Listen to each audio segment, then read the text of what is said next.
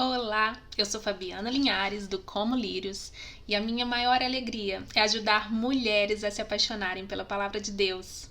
Vamos juntas nessa jornada? No último episódio nós falamos um pouquinho sobre teologia. Se você perdeu, tá aqui no feed do Como Lírios ou no YouTube também, então assista. E hoje a perguntinha que vai nos nortear é: como é que a teologia pode interferir na minha visão de mundo? E eu me lembrei de algo muito precioso da minha infância para poder ilustrar o tema de hoje.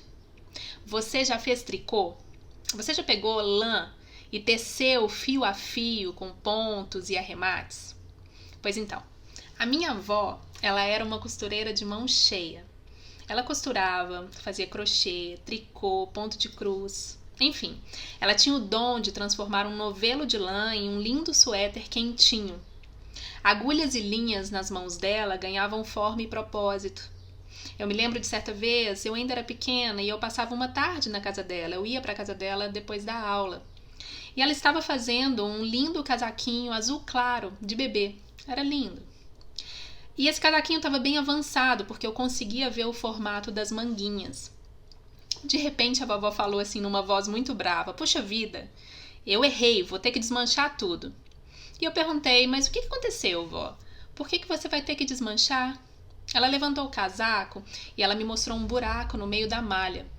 A vovó me explicou que quando um ponto era dado de forma errada, ele poderia prejudicar toda a estrutura daquela malha, daquela roupinha. E para que tudo ficasse alinhado, era preciso voltar atrás, desfazer e recomeçar de onde ocorreu o erro.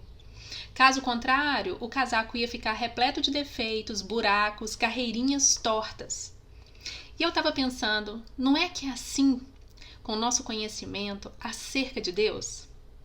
Se ao longo da nossa caminhada nós deixarmos que conceitos errados sobre quem Deus é, ou doutrinas erradas acerca da Escritura entrem em nossas vidas, nós teremos uma malha cheia de buracos, de defeitos, de erros. Ao longo das nossas vidas, nós ouvimos dizer muitas coisas sobre Deus. Pessoas ao nosso redor falam dele. A televisão, através de filmes, novelas, séries, desenhos animados. As escolas, faculdades, professores emitem opinião sobre quem Deus é. A igreja, então, nem se fala, é o lugar onde mais ouvimos sobre Deus. E assim, a nossa malha do conhecimento de Deus acaba sendo tecida. A forma como nós estruturamos o nosso conhecimento sobre quem Deus é gera em nós uma visão de como a realidade ao nosso redor é.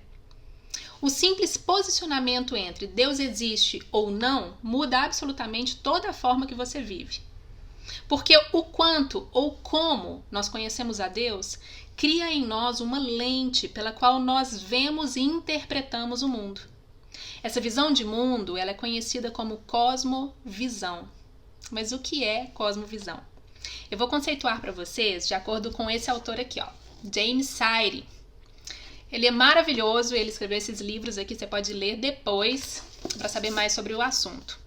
De acordo com Sire, cosmovisão é o conjunto de pressuposições verdadeiras, parcialmente verdadeiras ou inteiramente falsas, que sustentamos consciente ou inconscientemente, consistente ou inconsistentemente sobre a forma básica do nosso mundo.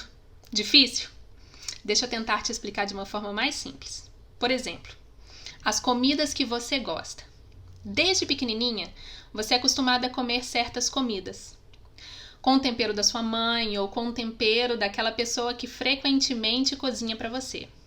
Esse contato com a comida da sua casa, ela foi criando em você um conjunto de pressuposições. Você pode pressupor, por exemplo, que arroz com pequi é a comida mais deliciosa de todas. Ou que sorvete de chocolate é mais gostoso do que sorvete de limão. Porque faz parte da sua cosmovisão, isto é, faz parte do conjunto de pontos que foram tecendo a malha da sua visão do que é uma comida saborosa ou não. Esse tipo de escolha, como gosto para comida, não traz grandes implicações para as nossas vidas. Eu posso gostar mais de sorvete de flocos e você mais de sorvete de chocolate e tá tudo bem. Mas existem crenças em nossa cosmovisão que causam um grande impacto nas nossas vidas. E eu acredito que a maior delas seja a visão que temos de Deus. Porque é algo extremamente fundamental. É algo de base, que determina não apenas como nós vemos e vivemos o mundo, mas também como nós vemos a nós mesmas e assim vivemos. É aquele ponto crucial na nossa malha da vida que pode causar buracos enormes, que pode mudar o curso das coisas, que pode gerar imperfeições permanentes. Enfim, é algo fundamental, é algo de base. E por esse motivo, nós precisamos dar uns passos para trás às vezes, fazer como a minha avó e desmanchar a carreira de pontos, desfazer uma série de pressupostos, quebrar alguns paradigmas e voltar àquele lugar onde tudo desandou.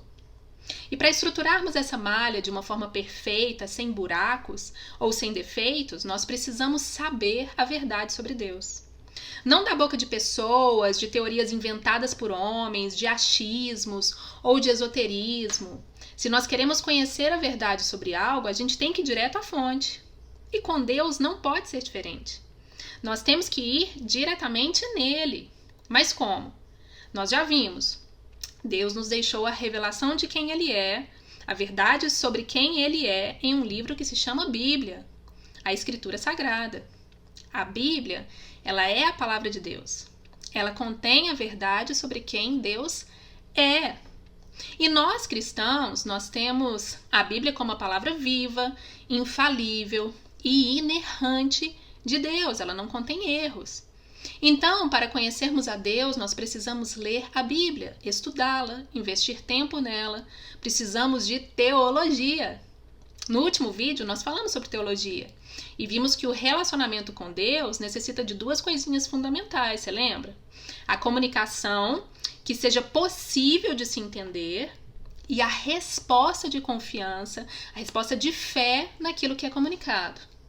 Deus nos fala quem Ele é através das Escrituras e nós respondemos confiando, tendo fé naquilo que Ele nos diz. Dessa forma, a teologia ela é necessária para que a malha do nosso conhecimento sobre Deus não contenha buracos, para que possamos ter uma cosmovisão cristã baseada na verdade de Deus. E o maior risco que nós corremos é quando esses buracos acontecem e nós tampamos eles com remendos de doutrinas erradas, de teorias erradas sobre quem Deus é. E remendos deixam a malha distorcida, deixam a malha mal feita, o que acaba refletindo em todas as áreas de nossas vidas. Deixa eu te dar um exemplo. Vamos pensar em uma resposta simples que podemos dar a uma situação comum da vida: a morte. Em um velório, nós podemos ter 3 interpretações diferentes, partindo de crenças diferentes. Imagine as pessoas X, Y e Z. A pessoa X pode olhar para o ente querido que faleceu e pensar na vida partindo da narrativa cristã. Ele reconheceu Jesus como Salvador, agora ele está na glória, tendo vida eterna em Cristo Jesus. A pessoa Y pode olhar para o mesmo ente querido que faleceu e encarar aquela morte apenas como fim. Pronto, acabou, não existe mais nada, ele só fechou os olhos e não tem mais nada. Ficou tudo preto. E a pessoa Z pode interpretar aquele episódio como uma libertação da vida, para um aprimoramento, uma reencarnação mais iluminada, para um ser mais evoluído. 3 interpretações baseadas em 3 cosmovisões diferentes sobre a vida e sobre Deus.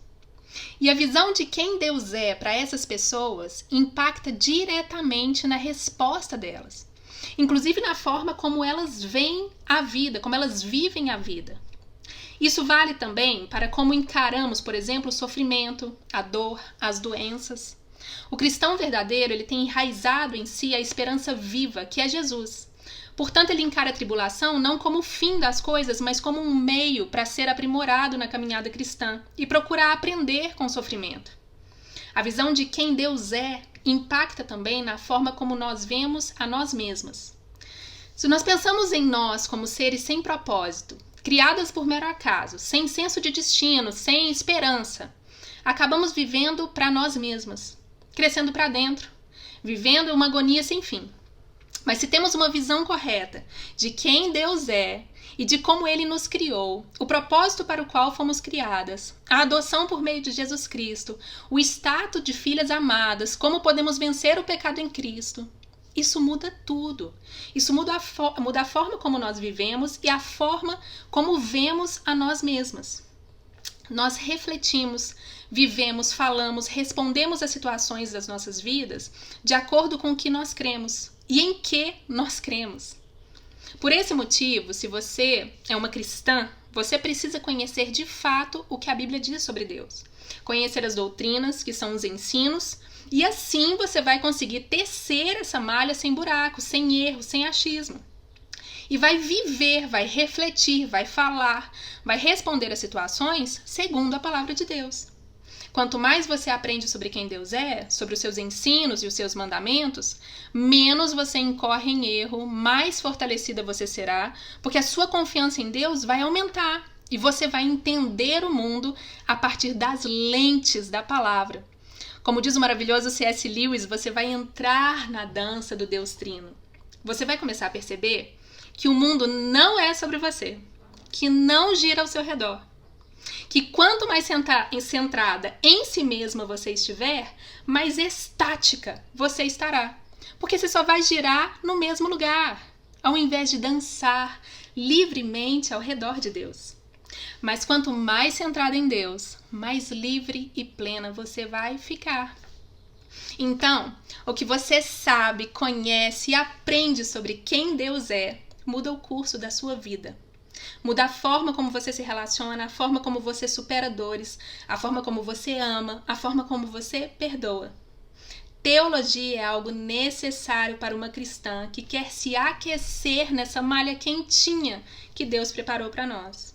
Quanto mais você se enche das verdades de Deus, mais buraquinhos serão tampados e mais perfeita será a sua visão de mundo, partindo do alto, partindo de Deus. Em contrapartida, quanto menos você se interessa pelo conhecimento de Deus, mais buraquinhos na malha, mais fraca e vulnerável você será. Por isso, mulheres fortes, tenham uma teologia forte. E eu quero terminar esse vídeo com os versículos de 1 a 3 do livro de Provérbios, no capítulo 7, que diz assim: Filho meu, guarda as minhas palavras e esconde dentro de ti os meus mandamentos. Guarda os meus mandamentos e vive. E a minha lei como a menina dos teus olhos. Ata-os aos teus dedos, escreve-os na tábua do teu coração. Queridas, é para guardarmos a palavra de Deus em nós, para que não sejamos enganadas, levadas por qualquer vento de doutrina, por qualquer filosofia barata, por sentimentos enganosos. Eu oro para que você seja fortalecida pela palavra de Deus, minha irmã, para que seja despertado em você um desejo enorme por se relacionar com esse Deus maravilhoso, um relacionamento de confiança em que você nunca vai ser decepcionada. Eu oro para que as lentes pelas quais você enxerga o mundo sejam lentes limpas do engano, da mentira, das promessas falsas, dos erros doutrinários. Que Deus abençoe a sua vida hoje e sempre. No próximo episódio eu quero te falar um pouquinho sobre doutrina e vida cristã. Como a teologia pode mudar os nossos relacionamentos. Você está sendo edificada?